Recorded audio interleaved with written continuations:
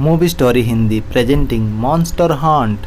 कहानी की शुरुआत में बताया जाता है कि बहुत समय पहले इंसान जो कि कई जानवरों के साथ मिलकर रहते थे, जिसमें मॉन्स्टर भी शामिल थे। लेकिन इंसान चाहते थे वो अकेले पूरी दुनिया पर राज करे, और इसीलिए इंसानों ने मॉन्स्टर के ऊपर हमला किया और मॉन्स्टर ने दूर पहाड़ों पर रहने लगे। लेकिन उस मॉन्स्टर के किंग में दूसरा मॉन्स्टर हमला करके वहाँ का किंग बन चुका था और वो पिछले किंग की सारी शक्तियों को नष्ट कर देना चाहता था, क्योंकि पिछले राजा की रानी प्रेग्नेंट थी, ऐसा कहा जाता था।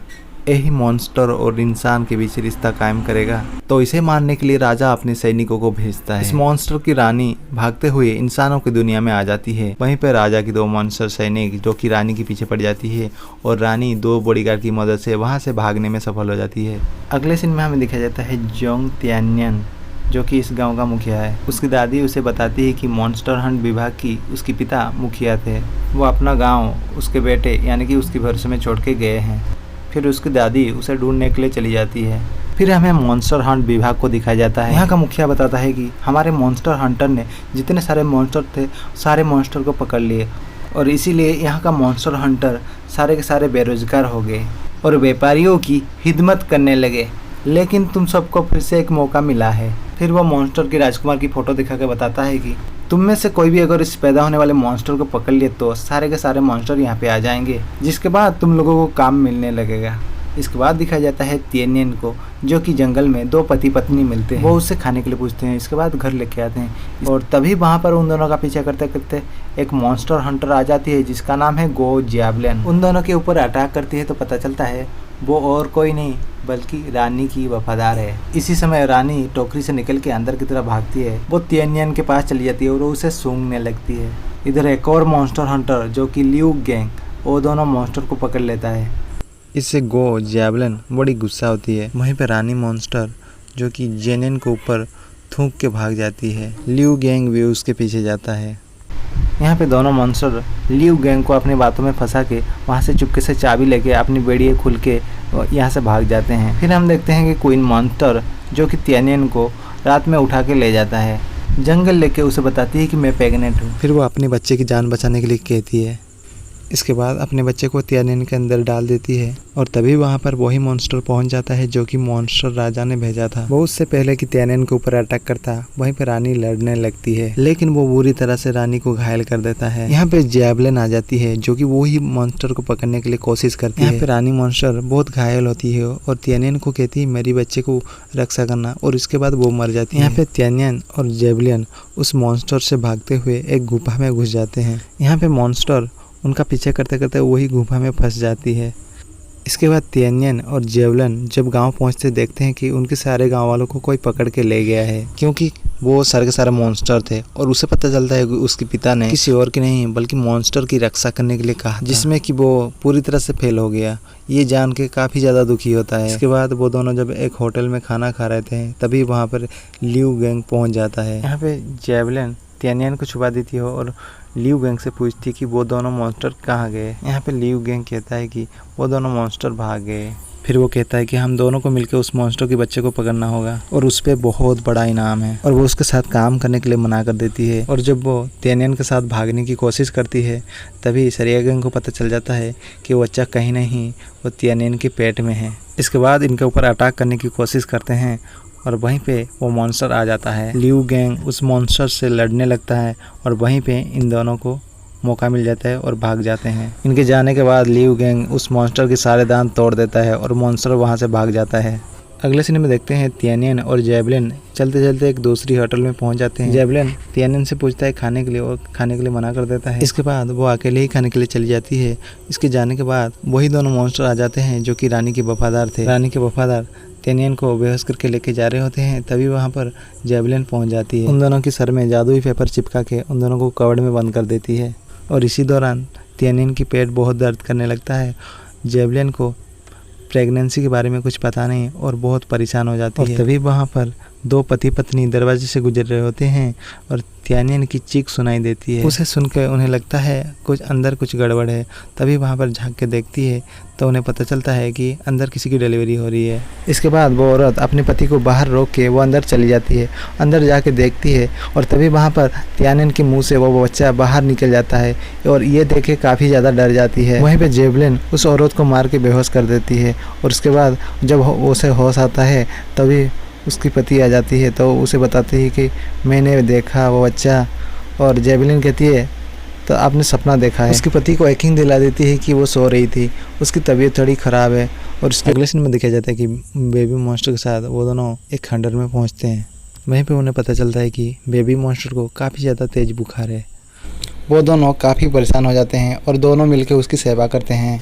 जिस तरह से माँ बाप अपने बच्चे को सेवा करते हैं उसी तरह से ये दोनों उस बेबी मॉन्स्टर की सेवा करते हैं। इसके बाद वो बेबी मॉन्स्टर ठीक हो जाता है। तियानियन और जेवलिन उन दोनों के बीच थोड़ी सी बहस होती है उस बेबी मॉन्स्टर को बेचने के लिए। फिर दोनों शहर की तरफ निकल पड़ते हैं। इसके बाद वो दोनों शहर पहुंच जाते हैं जहां पे उन्हें बेचना था उस बेबी मॉन्स्टर को। यहाँ पे एक शॉप में उस बेबी मॉन्स्टर को बेच देते हैं, लेकिन तियानियन जो बेचना नहीं चाहता और तभी तियानियन बेबी मॉन्स्टर को देने के लिए मना करता है। जेवलिन थोड़ी सी फोर्स करने पे वो दे के चला जाता है। फिर उसे लोहे की पिंजरे में डाल देते हैं और एक जादुई पेपर चिपका देते हैं। तियानियन और जेवलिन जब यहाँ से जाने लगते हैं वो बेबी मॉन्स्टर बहुत ज़्यादा रोता है। बेबी मॉन्स्टर उस पिंजरे की खोलने की कोशिश करता है, तभी उसे करंट लगता है उस जादुई पेपर की वजह से। तियानियन और जेवलिन थोड़ी दूर जाने के बाद उन्हें भी एहसास होता है बहुत बड़ी गलती कर दी उस बेबी मॉन्स्टर को बेच के। फिर वो दोनों भागे भागे वापस आते हैं उसी शॉप पे उस बेबी मॉन्स्टर को लेने के लिए। यहाँ पे शॉप का ऑनर बताती है कि उसे एक रेस्टोरेंट में ले गए हैं जहाँ पे सारे मॉन्स्टर को पका के खाया जाता है। फिर वो दोनों उस रेस्टोरेंट में पहुँच जाते हैं जहाँ पे उस बेबी मॉन्स्टर को लाया गया है। यहाँ पे हमें दिखाया जाता है रानी की दो वफादार मॉन्स्टर अपना भेष बदल के उसी रेस्टोरेंट में पहुँच गए हैं। यहाँ पे ये दोनों लियू गेंग को देखते हैं, देखते ही डर जाते हैं। फिर इन्हें समझ में आता है ये दोनों इंसानी भेष में हैं। यहाँ पे तियानियन और जेवलिन वो दोनों भी पहुँच जाते हैं और बेबी मॉन्स्टर को ढूंढने लगते हैं। यहाँ पे दिखाया जाता है किचन में जो कि बेबी मॉन्स्टर को हर तरह से पकाने की कोशिश करते हैं। फिर हंसता खेलता रहता है और उसकी बाल भी बांका नहीं कर पाते। यहाँ पे जो लेडी शेफ थी वो परेशान होकर इसे जिंदा ही खाने के लिए भेज देती है। फिर हम देखते हैं तियानियन और जेवलिन उसी रेस्टोरेंट में पहुँच जाते हैं जहाँ पे उस बेबी मॉन्स्टर को लाया गया है। तियानियन अपने गांव वाले मॉन्स्टर को जब छुड़ा रहा था तभी पीछे से एक मॉन्स्टर हंटर आके हमला कर देता है। ये दोनों उससे लड़ने लगते हैं लेकिन वो अकेला इन दोनों के ऊपर भारी पड़ता है। वहीं पे जेवलिन तियानियन को एक दूसरे कमरे में ले आती है और कहती है कि हमें यहाँ से चलना चाहिए, मैं इसे नहीं हरा सकती। वहीं पे तियानियन कहता है मैंने एक बार छोड़ दिया, अब दूसरी बार नहीं छोड़ूंगा। वहीं पे मॉन्स्टर हंटर तियानियन के पीछे एक आग का गोला छोड़ दिया होता है।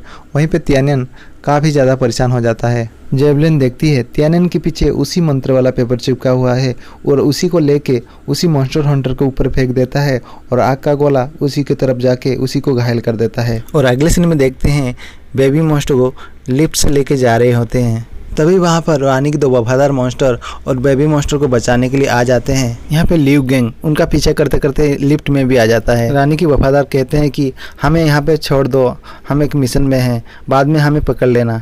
लियू गेंग उसकी बात नहीं सुनता, उन दोनों के ऊपर हमला करने लगता है। वहीं पे लिफ्ट में ज़्यादा लोड होने की वजह से लिफ्ट का एक वायर टूट जाता है। वो तीनों नीचे की तरफ आने लगते हैं। लियू गेंग जो कि लिफ्ट के नीचे गिर जाता है और वहाँ पे लिफ्ट ऊपर से नीचे आ रही होती है और तभी वहाँ पर लियू गेंग को वहाँ से उठा लेते हैं। इसके बाद लियू गेंग को समझ आ जाता है ये मॉन्स्टर बुरे नहीं और फिर उनके साथ होके उन बेबी मॉन्स्टर को बचाने के लिए जाते हैं। इधर हमें दिखाया जाता है कि इस बेबी मॉन्स्टर को उन खाने वाले लोगों के बीच लेके जाया जाता है और यहाँ पे बताया जाता है कि इस बेबी मॉन्स्टर का जिंदा भेजा खाने से आपकी खूबसूरती बहुत ही बढ़ जाएगी।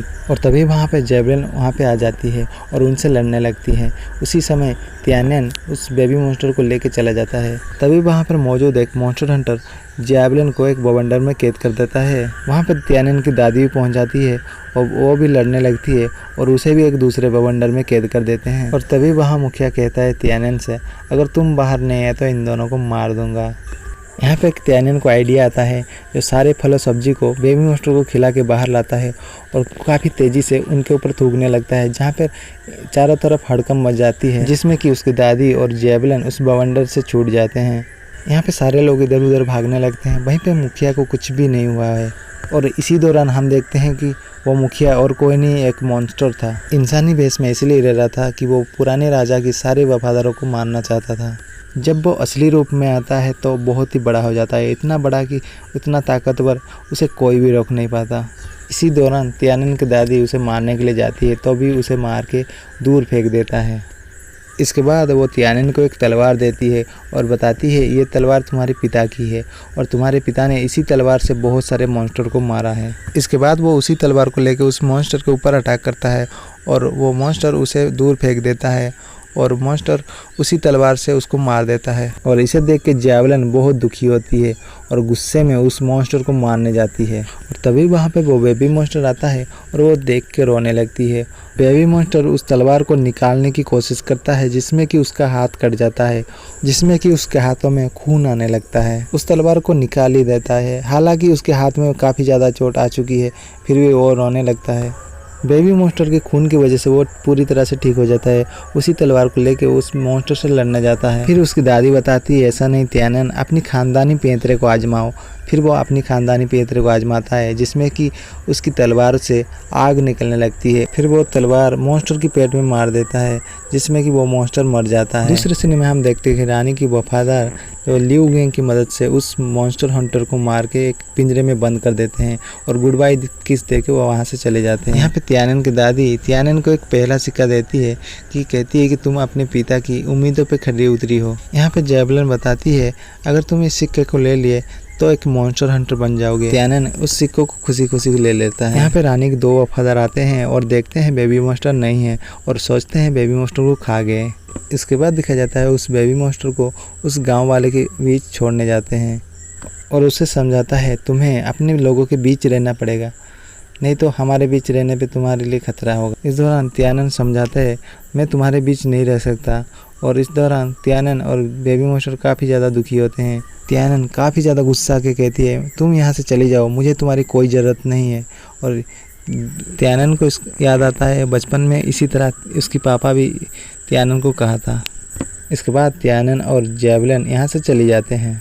आखिरी सीन में हमें दिखाया जाता है वो बेबी मॉन्स्टर पहाड़ों के ऊपर जाके अपनी मम्मी पापा को याद करता है।